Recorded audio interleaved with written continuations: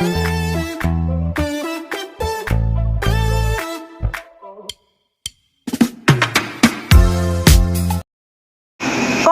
na naman at sobrang masaya ang mga fans. Kilig na naman sila dahil magkasama na nga sa New York si Janine Gutierrez at Jericho Rosales. 5 days halos si Janine Gutierrez sa Toronto, Canada. Noong August 19 or 20 yata lumipad ang aktres patungong Toronto at ang show niya ay August 22 to 23.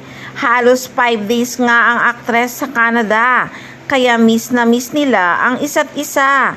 Sa kasalukuyan, magkasama na ang Ekonin sa New York. May larawan ng nakakalat sa social media.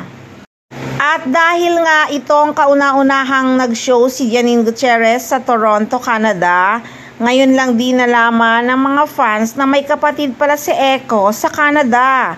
Mahal na mahal si Janine ng mga relatives ni Eko at proud na proud sila sa actress. Nakakakilig lang talaga na makitang muli na magkasama ang Ekonin sa New York.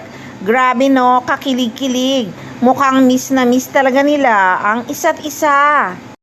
Wala naman daw talagang event si Janine Gutierrez sa New York.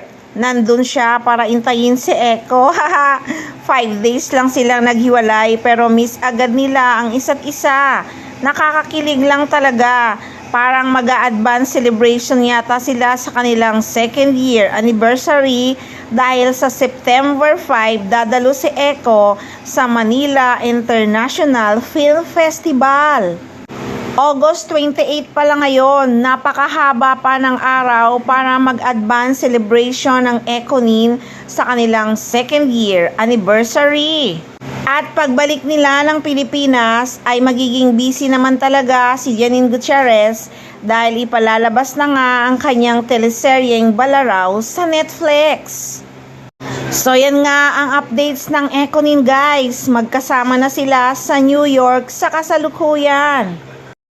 Abang-abang na lang tayo sa mga ganap ng Ekonin sa New York guys. Sure naman yan na ipopost nila sa kanilang social media account.